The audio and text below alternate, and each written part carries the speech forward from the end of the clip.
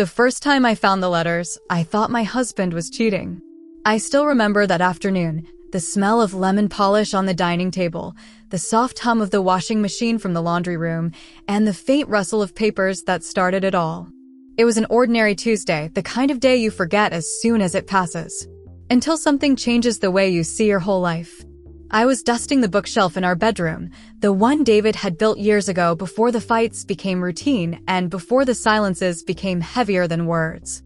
When I moved the old photo album, a thin bundle of folded papers slid out from between the shelves and fell at my feet. At first, I smiled, assuming it was another one of David's absent-minded stashes. He'd sometimes keep old receipts, work notes, even the occasional scribbled poem from when we were younger, and still wrote to each other. But these weren't receipts. The papers were folded neatly, tied together with a ribbon. A soft pink one. I shouldn't have opened them. I know that now. But curiosity and the cold, gnawing fear that had been living quietly inside me took over. The handwriting was delicate, almost romantic. And the first line, "You make me feel seen again," hit me like a storm. My breath caught. I sat down on the edge of the bed, my fingers trembling as I read the next lines. Whoever had written these letters wasn't a stranger. The way they described my husband, the way he stirs his coffee 3 times before drinking, how he hums Sinatra while fixing the fence, those were details only someone close could know. Someone in this house. I felt my heart crack open, disbelief rushing in before anger. My husband, David, who'd been my anchor through years of quiet disappointments, couldn't possibly be this cruel. But then, hadn't he been distant lately? Working later hours? Smiling less? The doubt spread like ink in water. When I heard footsteps in the hallway, I quickly refolded the letters and tucked them into my apron pocket. It was our housekeeper, Maria, gentle, quiet, the kind of woman who never looked you directly in the eye, but always seemed to know when you were hurting. She asked if I needed help with the laundry. I shook my head, forcing a smile. My voice came out smaller than I intended. "No, thank you, Maria. I'm fine." But I wasn't fine. That evening, David came home late again. He smelled of cologne and rain. I was standing by the stove, stirring the soup that had already gone cold twice. "You're late," I said softly, not looking up. He kissed the top of my head the way he always did, out of habit more than affection. "Traffic," he muttered. I wanted to ask him if there was more than traffic keeping him from me, but the words died in my throat. Instead, I watched him sit down, loosen his tie, and check his phone, smiling faintly at something on the screen. Dinner was quiet. Our daughter, Lily, barely spoke either. She was 16, all sharp edges and quiet rebellion. Lately, she'd been keeping to herself, eyes glued to her phone, her door always closed. Typical teenage stuff, I thought. But still, something about her silence felt colder. When she finally excused herself and went upstairs, I turned to David. "You've been distant lately," I said, keeping my tone calm. "Is something going on at work?" He looked up, startled. Then, after a pause, he sighed. "It's just stress, Grace. You always think something's wrong when it's not." He smiled, but it didn't reach his eyes. I nodded, pretending to believe him, pretending not to feel the folded letters pressing against my thigh through the apron pocket. That night, I couldn't sleep. The ceiling fan spun slow circles above me, whispering a rhythm that matched my heartbeat, fast, uneven, guilty. I got up quietly, careful not to wake David, and went to the kitchen. Under the soft yellow light, I spread the letters out on the table. There were 5 of them in total, each one dated about a week apart. Each one more intimate than the last. The last letter ended with, "Someday, I'll tell you how much I truly hate her and how I wish she would disappear so it could be just us." I froze. Hate her? The realization clawed its way up my throat. These letters weren't written to David, they were written to me. And the handwriting. I recognized it now. It wasn't romantic or mature, it was youthful, uncertain, but familiar. The way the Y's looped too high, the hearts dotted over the I's. It was my daughter's handwriting.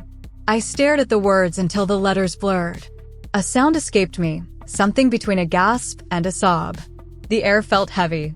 I couldn't understand it. Why would Lily write letters like this? And why hide them here, where I'd think they were from someone else? I gathered them up quickly as I heard footsteps again. Maria appeared in the hallway, wearing her night robe. "Mrs. Grace? Are you okay?" she asked softly, her accent lilting, voice kind. I wiped my tears and forced a shaky smile. "I'm fine, Maria. Couldn't sleep." She hesitated for a moment, then nodded. "Would you like tea?" "No. Go back to bed," I said gently. As she left, I caught the faintest flicker of something in her eyes. Not worry, not confusion, but guilt. A strange thought crossed my mind then, so wild I almost laughed at it. What if Maria knew something? I folded the letters back up, tucked them into my robe pocket, and stared at the kitchen door long after it closed. That night, I sat in the dark, wondering when exactly my family had stopped feeling like mine. Morning came with that strange quiet only guilt can create, heavy, fragile, and pretending to be normal. I made breakfast like always: eggs, toast, black coffee for David, orange juice for Lily. But every sound, the scrape of a chair, the clink of a spoon, felt louder than usual, like the house itself was listening. Lily came down late, eyes puffy, hair in a messy bun. "Morning," she mumbled, sliding into her chair. "Morning, sweetheart," I said, studying her face. She wouldn't meet my eyes. David was reading emails on his phone, his usual escape. I watched him absently nod at something Lily said, barely there. Our family looked perfect from the outside, but inside, we were splintering. When they both left for school and work, I stood at the window and watched the car pull away. Then I went straight upstairs. The pink ribbon still sat in my jewelry box. I untied it and spread the letters out on the bed again, forcing myself to read every word.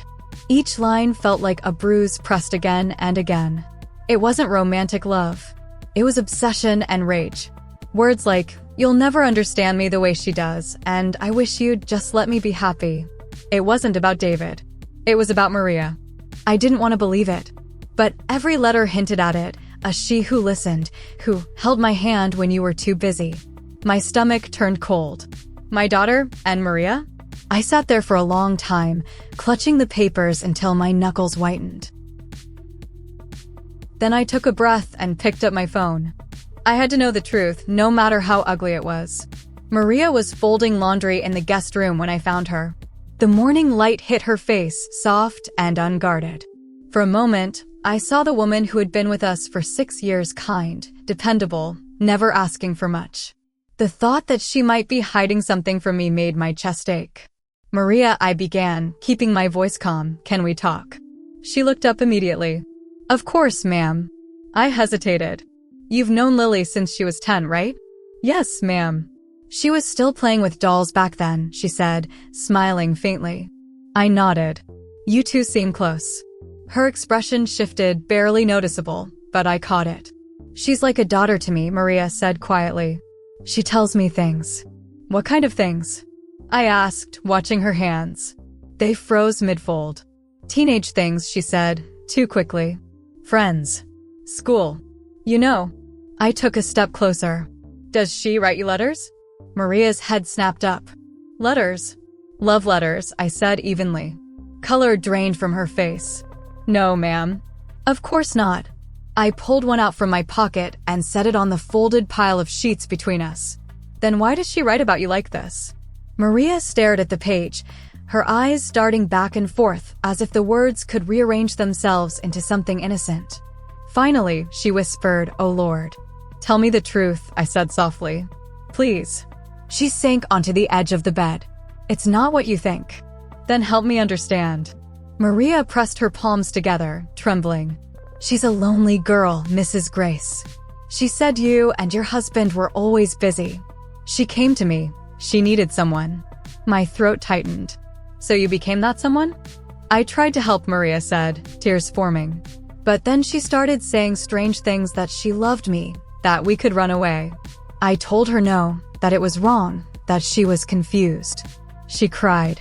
I thought it would stop. But it didn't, I murmured. Maria shook her head. "No." She started leaving those letters for me. I didn't know where to put them. I thought if I hid them, it would end. "Why didn't you tell me?" I asked, my voice barely a whisper. She looked up at me, guilt heavy in her eyes. I didn't want to lose my job. And I didn't want to break your heart. Something inside me broke anyway. That afternoon, I waited for Lily to come home. The clock seemed to mock me with every slow tick.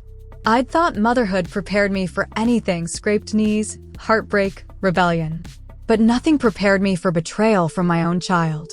When I heard her footsteps on the porch, I took a breath and called out, "Lily, can you come here, please?" She appeared in the doorway, backpack slung over one shoulder, earbuds still in. "What?"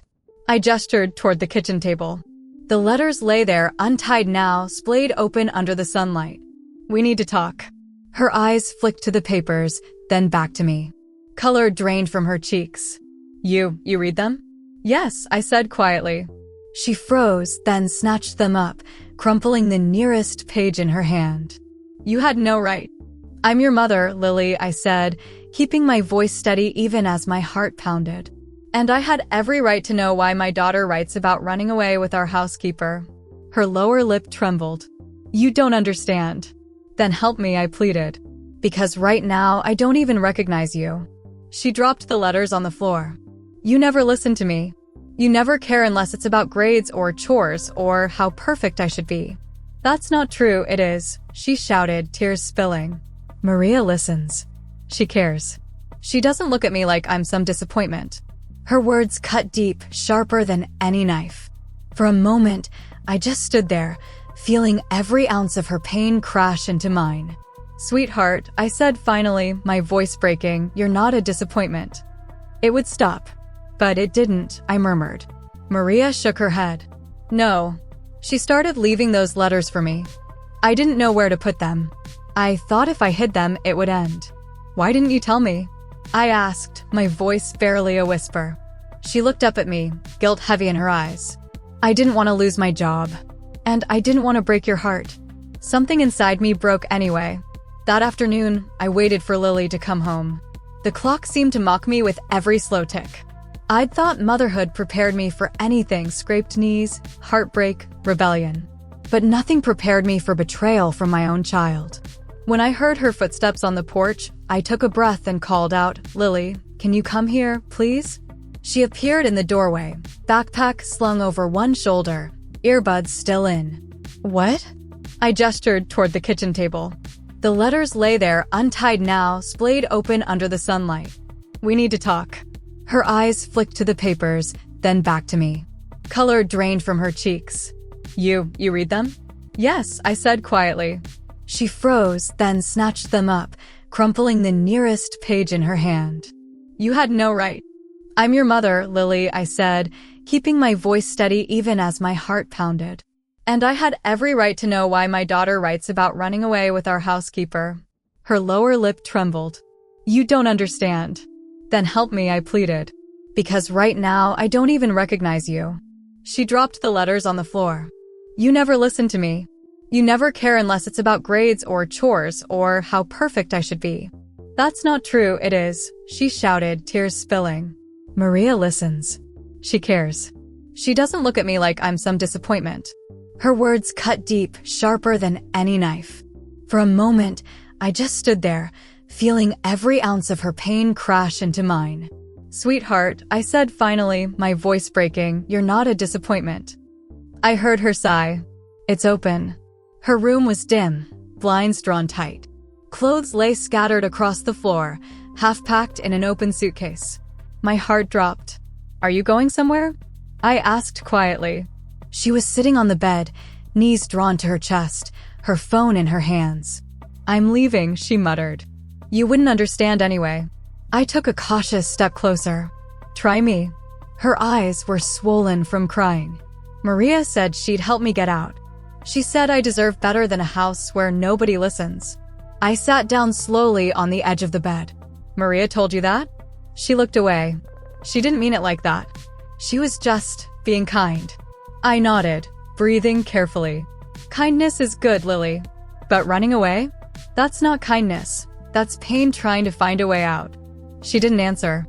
I glanced at the half-packed suitcase, jeans, hoodies, her favorite photo of us from when she was 8. My throat tightened.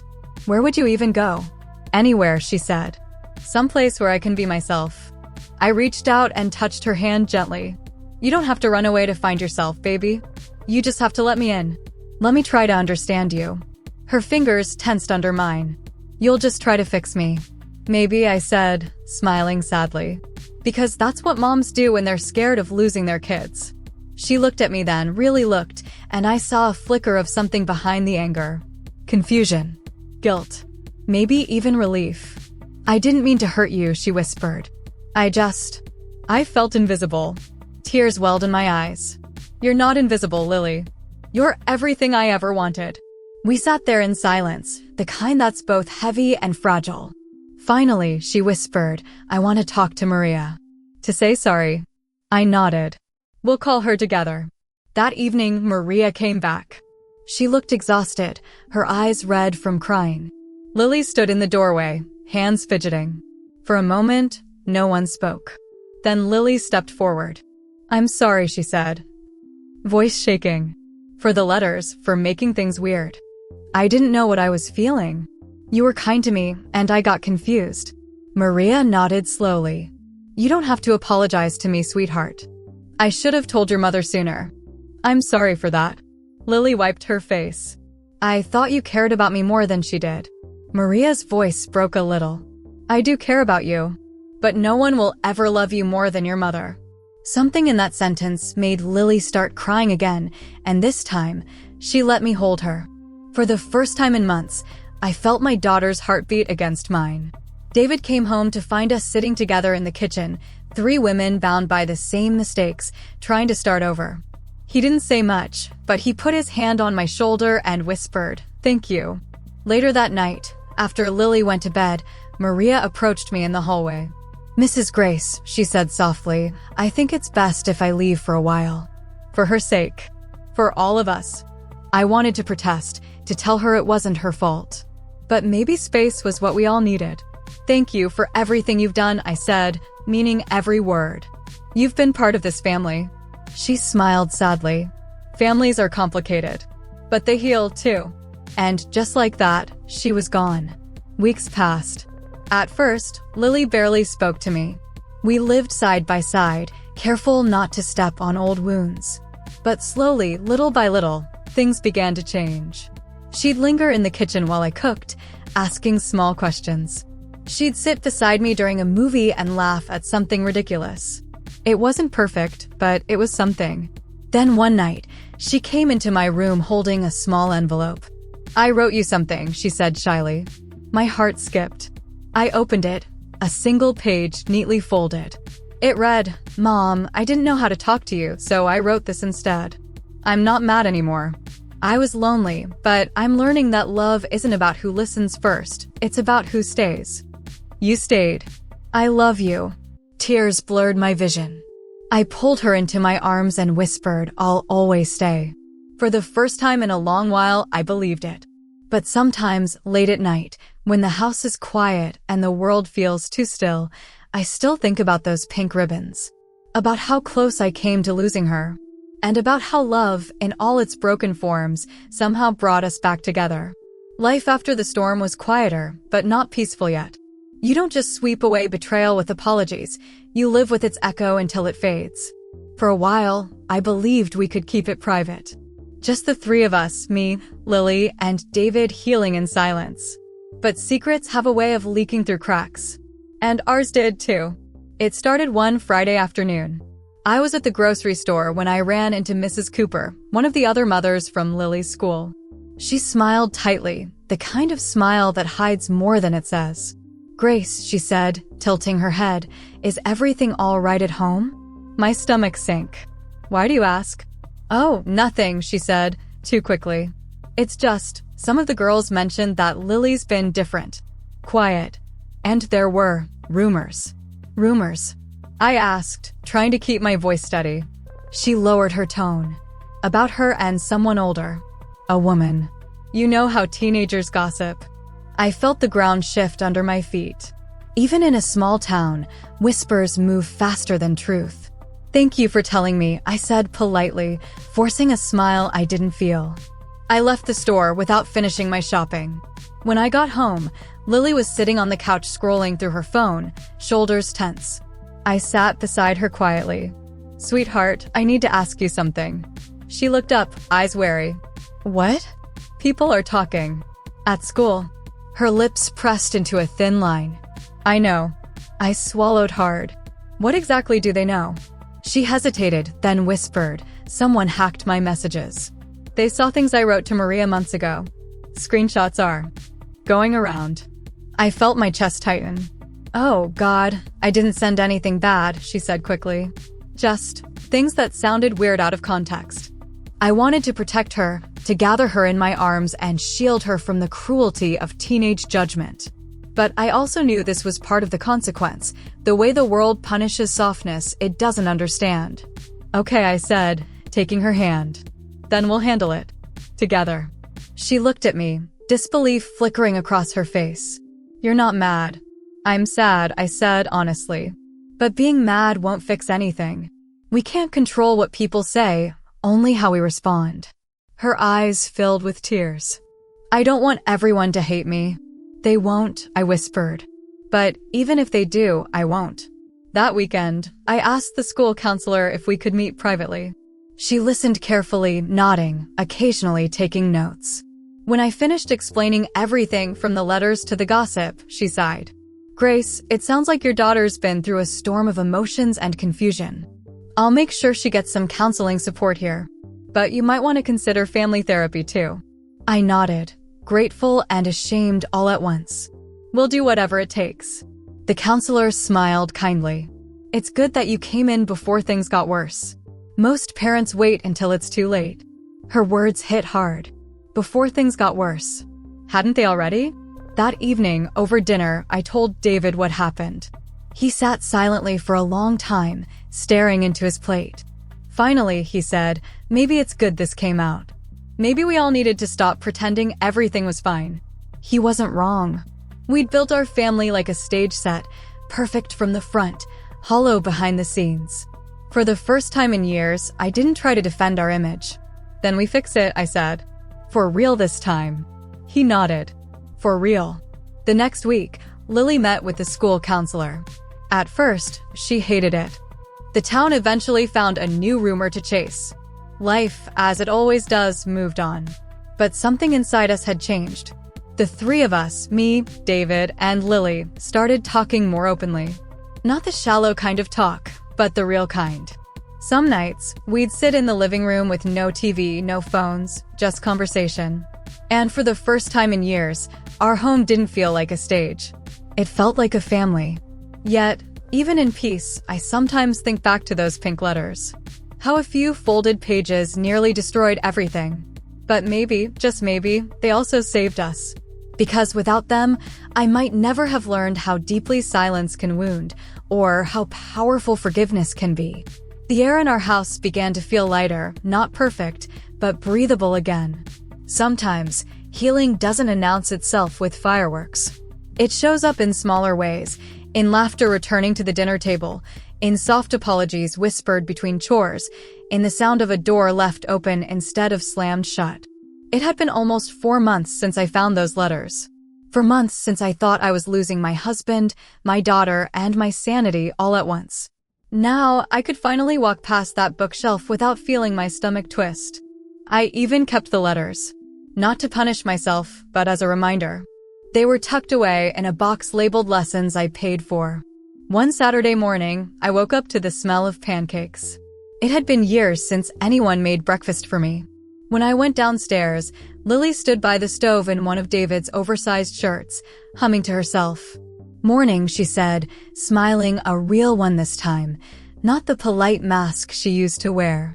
"Morning, baby," I said softly, still in awe of how much she'd grown in a season. "Sit down." "I'm cooking today," she said, flipping a pancake clumsily. Batter splattered on the counter, and we both laughed. David came in, rubbing sleep from his eyes, and froze for a second, as if afraid any sudden movement would ruin the fragile peace we'd built. But Lily just looked at him and said, "Coffee." He smiled. "Please." It was such a simple exchange, but I wanted to cry. That morning, The three of us ate together for the first time in what felt like years. No tension, no awkward silence, just conversation about school, work, life. The ordinary things I used to take for granted. Later that week, Lily had another counseling session. Her therapist suggested she join a peer support group for teens dealing with emotional identity confusion and isolation. At first, she resisted "I'm fine now, Mom." But when she met the group's facilitator, a young woman who had been through her own struggles, Lily agreed to try. The first session left her quiet, reflective. By the third, she started sharing bits of what she learned about empathy, about the way people sometimes confuse connection with dependence. One night, she came into my room and said, "You know, Mom, when I wrote those letters, I think I was trying to write to you." The words caught me off guard. To me, she nodded. "I just didn't know how to say I missed you without sounding stupid." I swallowed hard. "You could never sound stupid, sweetheart." She smiled faintly. "Maybe, but I thought if I made someone else see me, you'd notice I was gone." I took her hand. And I did. Maybe too late, but I did. She leaned against me, resting her head on my shoulder. For the first time in a long time, I didn't feel like I was trying to fix her, I was just with her. A few weeks later, the school invited parents to a community night where students would share art projects and stories about resilience. Lily wanted to present her painting, the one with tangled roots and golden threads. I sat in the front row, nervous but proud, watching her step onto the stage. She spoke softly into the microphone. "This is about how families grow, even when their roots are messy. Sometimes, love gets lost under the dirt. But if you dig long enough, you can find it again." The audience clapped politely, unaware of how much courage it took for her to say that out loud. When she stepped down, she looked at me, eyes shining, and mouthed, "Thank you." I don't remember clapping. I just remember standing there, crying quietly, knowing that somehow we'd survive the kind of story that breaks most families apart. That night, after the event, we stopped for ice cream on the way home, something we hadn't done since she was little. We laughed about nothing and everything. David even tried to sing along to a song on the radio and got the lyrics wrong.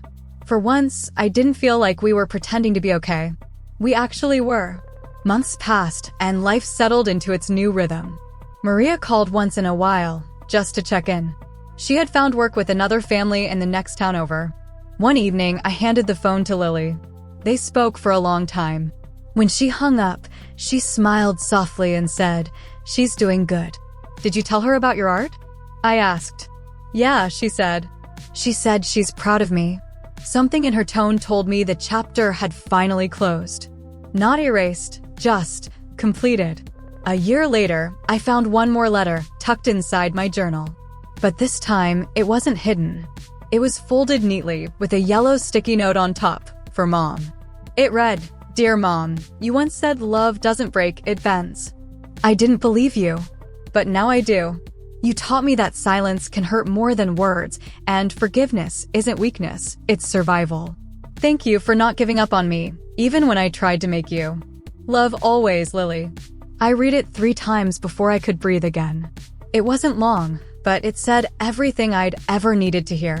That night, after everyone was asleep, I sat in the quiet kitchen, the same table where I'd first spread out those pink letters months ago. But now, instead of shaking hands and tears, there was calm. The house was finally at peace. I made myself a cup of tea, watched the steam rise, and thought about how fragile family can be, how easily it cracks, and how stubbornly it mends. Love isn't always pretty. Sometimes it's written in the wrong handwriting, hidden in the wrong place, or spoken too late. But love, in all its broken, complicated forms, is still love. And as I folded Lily's final letter and placed it beside the others, the ones that nearly tore us apart, I realized something simple, something true. Sometimes, the very thing that shatters you is what teaches you how to heal.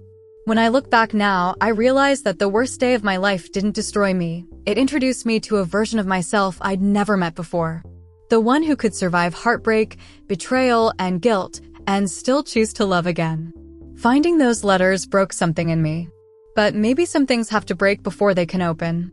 I used to think being a good mother meant keeping everything perfect, a clean house, a smiling family, no raised voices, no messy truths. But I was wrong. Being a good mother means being willing to face the mess, to admit when you've been distant, and to love your child even when their choices scare you. When Lily wrote those letters, I thought she was lost.